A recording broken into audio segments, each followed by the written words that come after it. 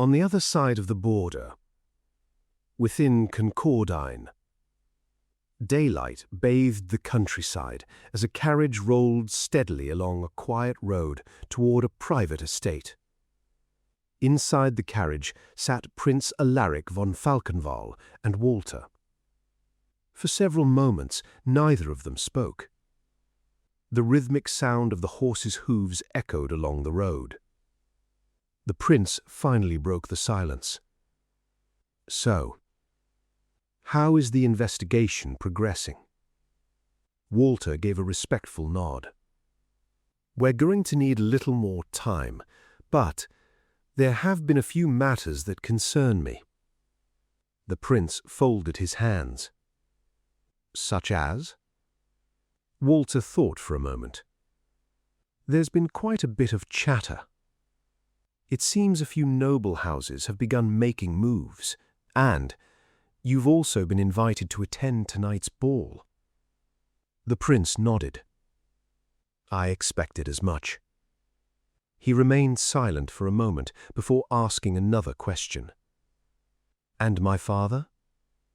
How is his condition?" Walter answered immediately. "Fortunately, he's improving. I also believe your decision to move him elsewhere was the correct one. Only a handful of guards and those whose loyalty has already been proven know where he is." The prince nodded slowly. "And my sister? Have the security arrangements been strengthened?" "Yes, I've already made certain of it." He hesitated before asking, "If I may ask, why the sudden concern? Do you believe someone may attempt another assassination?" The prince looked out through the carriage window for a moment before answering. "To a certain extent, yes. I can't ignore the possibility. If either my sister or I were removed, it would make it far easier for another house to seize power." He paused. "But there's something else that's been bothering me." Walter listened carefully. "I think I may have overplayed my hand. I've made myself just a little too visible." Walter nodded thoughtfully. "That may well be true, but they may simply wish to remove you because you're standing in their way." The prince slowly nodded. "That is also possible." He remained thoughtful before continuing. "There are several noble houses who disagree with my father's views, my sister's views, and my own. Some of them may very well share the same ambitions as House de Montclair." He looked toward Walter. "I've already entrusted Jack with dealing with the two members of House de Montclair. They're back inside the Cadrissar Empire, so there isn't much I can do directly. Jack will handle that matter, I'm quite certain of it." He paused for a moment. "But that isn't what concerns me. What concerns me is whether those two were acting alone, or whether every member of House de Montclair shares the same intentions. And beyond that, which noble houses here in Concordine have chosen to stand beside them. After all, loyalty often follows those who pursue similar goals. Some may have already decided to move against my family, while others may be simply waiting to see who gains the advantage. The question is, which houses have already chosen a side and which have decided to remain neutral?" He looked directly at Walter. "That's what we need to find out." Walter gave a slow nod. "I'll gather that information. After all, they always reveal themselves eventually. But I also believe there are those who are simply too frightened to act. They play the survival game. They back whoever they believe is becoming the most powerful, so we should always keep that possibility in mind." The prince gave a faint smile. "Some would call them cowards, but let's be honest, they're simply following their nature. They want to survive, so they go wherever the wind carries them." The carriage gradually slowed. A few moments later, it came to a stop. One of the servants opened the carriage door. Walter stepped out first before Prince Alaric followed. The estate was peaceful. Servants moved about carrying out their daily duties.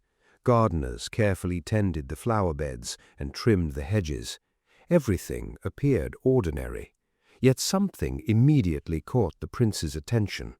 As they walked toward the main building, he quietly greeted several members of the household staff.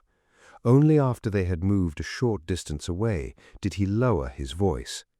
"Walter, does anything seem different?" Walter discreetly glanced around the estate.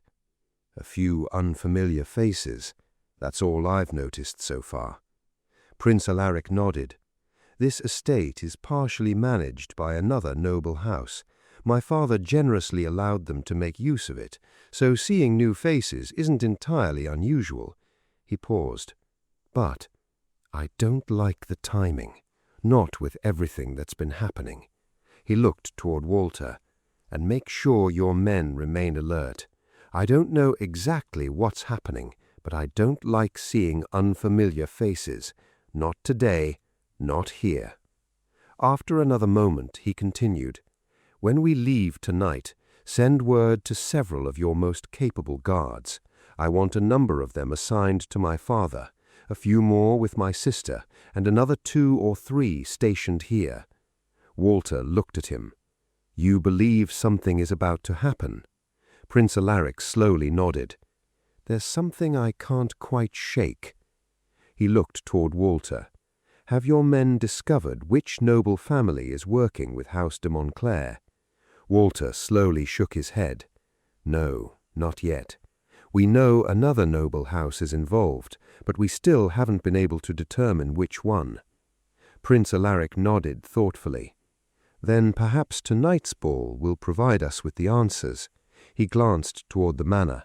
"Someone will reveal more than they intended. They always do. All we have to do is watch and listen." Walter gave a slight nod. Prince Alaric continued, "What I want to know is where the loyalties of the other noble families truly lie, which houses stand with House de Montclair, and which nobles expect to benefit if their plans succeed." He paused for a moment.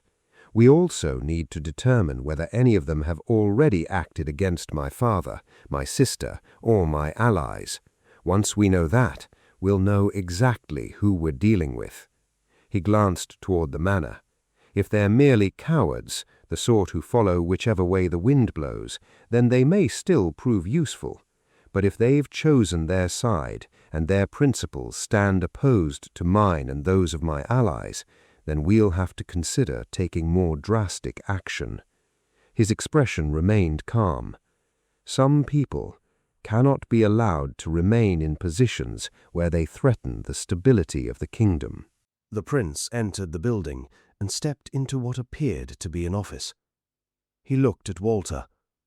"If I'm not mistaken, tonight's gathering is being hosted by House Belmont."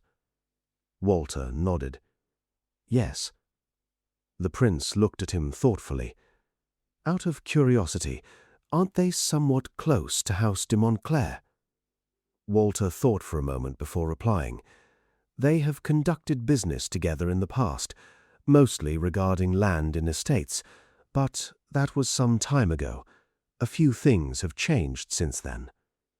The prince nodded slowly. "Well, I take it the other plan of mine has also been put into motion. The stories we wanted spread." Walter nodded. "Yes, they have." The prince gave a faint smile. "Good.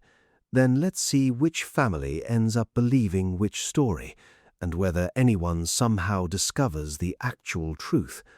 After all, none of the stories we've spread mention that my father's health is improving. Every version claims either that his condition has remained the same or that it's becoming worse." He paused for a moment. "And regarding my sister, can you confirm she's been playing her role, and that your men have done as I requested, making sure she doesn't speak to anyone who shouldn't know, and that she still believes I'm arranging a marriage with one of the noble houses of Skiltheimer?" Walter smiled faintly. "If you're uncertain, I'd recommend reading this." He handed the prince a folded letter. It arrived by telegram earlier today. The prince opened it. His eyes slowly moved across the page. The telegram contained a short message from his sister. She had written, "Could you at least let me meet the man before you continue with these arrangements? I'd at least like the opportunity to get to know him." The prince quietly folded the letter once more. A faint smile crossed his face. "Well, it seems she's accepted the story. That's a good sign. She truly believes that's what's happening." He placed the letter on the desk. "So, let's see what else tonight reveals." He looked back at Walter. "Regarding another matter, I want one of your men to quietly get inside tonight, see what information he can gather from their records." Walter slowly shook his head. "I have to disagree." The prince raised an eyebrow. "Oh?" Walter nodded. "As you've said yourself, that would be overplaying your hand. If he's caught, they'll immediately become suspicious, and gathering information afterward will become far more difficult." He paused before continuing. "What I'd recommend instead is that one or two of my best men keep House Belmont under quiet observation." The prince remained silent, allowing him to continue. "Telegrams will still be used, but some people have grown wary of relying on them. They fear that a message might somehow be intercepted or fall into the wrong hands. So when the matter is important enough, they often turn to methods they trust more. They could send a trusted courier, use carrier pigeons, or any number of older methods." He folded his hands behind his back. "People who have something to hide rarely place all their trust in a single method. They use whatever they believe is least likely to expose them." He looked at the prince. "So I'd rather have my men watch the estate. They'll observe who comes and goes. They'll see whether anyone arrives unexpectedly. And if we're fortunate, they'll discover which methods House Belmont uses to move its messages." He paused. "That alone could tell us whether they're still loyal to the crown, or whether their loyalties now lie elsewhere. It also gives us valuable information without exposing our own intentions." The prince considered Walter's words for a moment. Then he gave a slight nod. "Very well. We'll give it some time and see what your men uncover." Walter inclined his head. "I'll brief one or two of my best men. They'll know exactly what to look for, and they'll begin their assignment tonight." The prince gave a satisfied nod. "Good." After some time had passed, the prince and Walter were on their way to the ball. Both were dressed in finely tailored formal attire befitting the occasion. Their carriage rolled steadily along the road. The prince glanced toward Walter. "I take it your men are already in position?" Walter nodded. "Yes. They'll be keeping a close watch, and they'll report back to me if they notice anything unusual." He paused. "But I do believe you'll have to be patient. The kind of information we're looking for rarely reveals itself immediately." The prince nodded thoughtfully. "That may be true, but the sooner we uncover who's behind all of this, the sooner we can bring certain matters under control." He looked out through the carriage window. "After all, I cannot control the Cardrissar Empire. I can only mislead them, delay them, and perhaps create enough confusion that some of their own plans begin to fall apart." He looked back at Walter. "But here, in Concordine, I still possess the greatest influence, and if anyone believes they can step beyond the law, they must understand there will be consequences." Walter silently nodded. The prince remained quiet for another moment before speaking again. "By the way, who's hosting tonight's gathering?" Walter answered immediately. "House Belmont." The prince slowly nodded. "If I'm not mistaken, Lady Elziane Belmont was rather close to Elia de Montclair. Walter nodded. Yes, the two became good friends over the years. The prince folded his arms. Elia has already returned to the Cardrissar Empire, so I don't expect to see her tonight. Walter nodded once more. No, she departed several days ago. The prince remained thoughtful. Even so, friendships between noble houses rarely exist without reason, and House de Montclair has already shown where their loyalties lie. Walter looked at him. You still believe there may be others working alongside them? The prince nodded. I do. The question isn't whether House de Montclair acted alone. The real question is which families quietly supported them and which merely remained silent. Walter considered the thought. Some may simply be waiting to see which side gains the advantage. The prince gave a faint smile. Exactly. Some people mistake that for cowardice, but in truth, many simply follow whichever direction promises their survival. They back whoever appears strongest, and that's precisely why we must discover where their loyalties truly lie. The carriage continued along the coastal road. Before long, a magnificent estate came into view. It overlooked both the coastline and the wide river that flowed past the city. Its size surpassed even many of the prince's own estates. Golden light spilled from hundreds of lanterns that illuminated the entrance. Dozens of carriages already stood outside. Servants hurried between arriving guests. The carriage rolled to a gentle stop. Walter stepped out first before opening the door for the prince. Together they approached the entrance. A servant bowed respectfully. Your Highness. The prince returned the greeting with a polite nod. As they reached the doors, another attendant respectfully raised a hand. Only invited guests may enter. The prince smiled politely. This is Walter, the captain of my personal guard. Where I go, he goes. The attendant hesitated only briefly before bowing again. Of course, Your Highness. Please accept my apologies. The great doors opened. The two stepped inside. The ballroom was magnificent. The polished marble floor reflected the glow of enormous crystal chandeliers above. The ceiling was adorned with elaborate paintings depicting Concardine's history. Gold trim decorated the towering pillars. Music echoed softly throughout the hall, while nobles conversed beneath banners bearing the Belmont crest. Servants carrying silver trays moved effortlessly between the guests. Luxury surrounded every corner of the estate. Before long, a graceful woman approached them. Her long red hair rested neatly over her shoulders. Her green eyes carried both confidence and intelligence.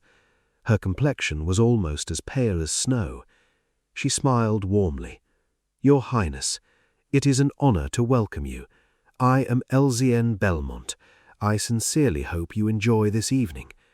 The prince returned the smile with a courteous bow. The honor is mine, Lady Belmont. I've heard many fine things about your family's hospitality. Elziane smiled. I do hope the evening lives up to its reputation. She then began introducing the prince to several of the distinguished guests gathered throughout the ballroom as the ball continued around them. After some time had passed, the prince began saying his farewells to several of the nobles. One by one, he thanked them for their hospitality. Finally, he stopped before Lady Elziane Belmont. She smiled politely. It's a shame you have to leave so soon. You shouldn't burden yourself with worry quite so much. She paused. I take it the place where your father is recovering is helping him. The prince returned a courteous smile. Yes, it is, but recovery is a long road, and there are still a number of matters that require my attention. Lady Belmont nodded thoughtfully. So, how long before His Majesty fully recovers? The prince folded his hands behind his back. You know as well as I that questions like that have no certain answer. No one can truly see into the future. I simply trust that the physicians are doing everything within their abilities." He inclined his head politely. "If you'll excuse me, there are still a few matters awaiting my attention." Lady Belmont smiled once more. "Of course, I hope we'll have the pleasure of seeing you again soon." The pleasure was mine. The prince bowed slightly before departing. Walter quietly followed behind. Outside, the night air was cool.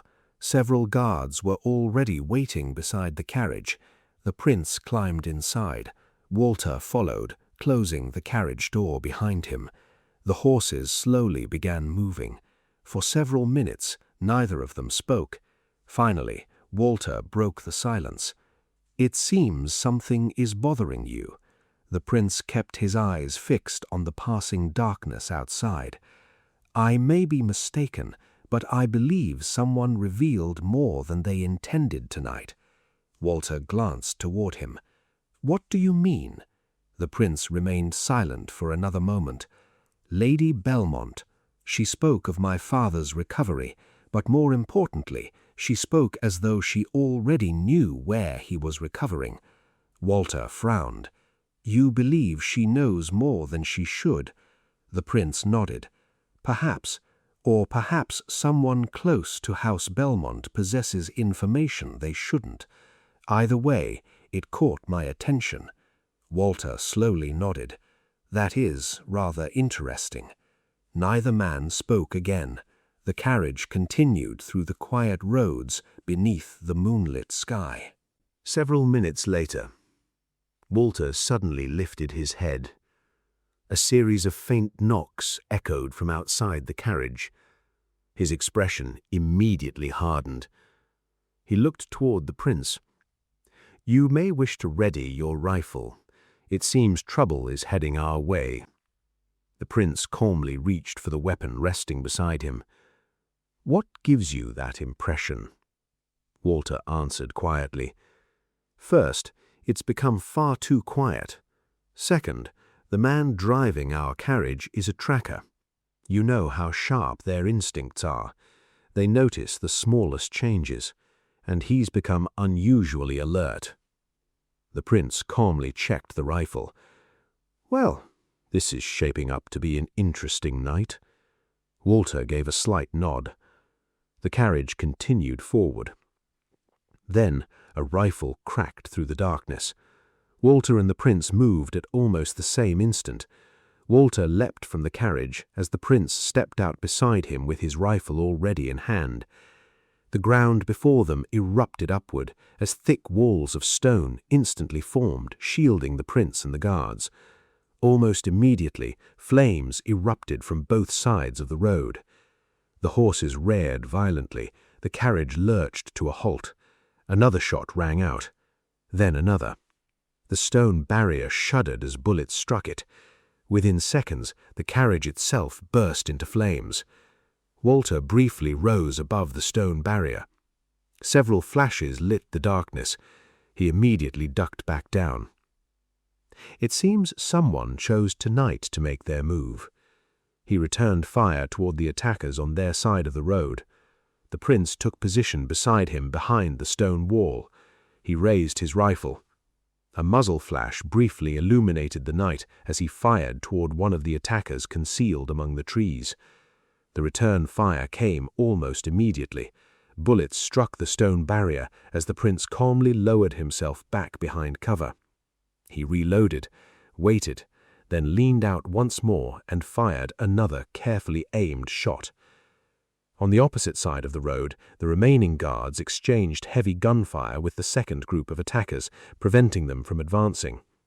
Gunfire echoed through the forest. Magic illuminated the trees. Shouts filled the night. Walter raised another section of stone, giving the prince and the guards beside him better cover as they steadily pushed the attackers on their side back into the forest. For another minute the exchange continued. Smoke drifted through the trees. The flashes of rifle fire and bursts of magic repeatedly lit the darkness. Gradually, The attackers began to retreat. One of them suddenly broke from cover.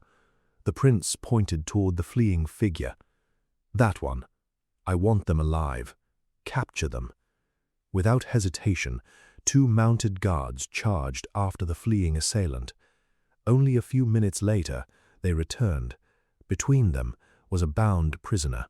The prince stepped forward. He removed the hood covering the prisoner's face. A young woman stared back at him. Without hesitation, he looked toward Walter. "Break one of her feet. I don't want her escaping, but don't kill her. I have something else in mind." Walter nodded once. "It will be done." He walked over to the prisoner. Without a word, he brought his boot down with force onto one of her feet. A violent scream escaped her lips, echoing through the forest. Walter stepped back. The prisoner collapsed to the ground, unable to flee. The prince looked across the battlefield. How many attackers were there? One of the guards answered. "We counted 8. He glanced toward the prisoner. "With her, 9. The prince folded his arms. "Doesn't this strike you as rather convenient?" Walter looked at him. "What do you mean?" "It almost resembles an attempted robbery. If it weren't for the 2 additional guards you secretly positioned further behind us and our tracker's instincts, this situation could have ended very differently." Walter nodded. "I was thinking the very same thing." One of the guards approached. "My prince, we lost one of our own." Silence settled over the group. The prince walked toward the fallen guard. He knelt beside the lifeless body. After a long moment, he slowly stood.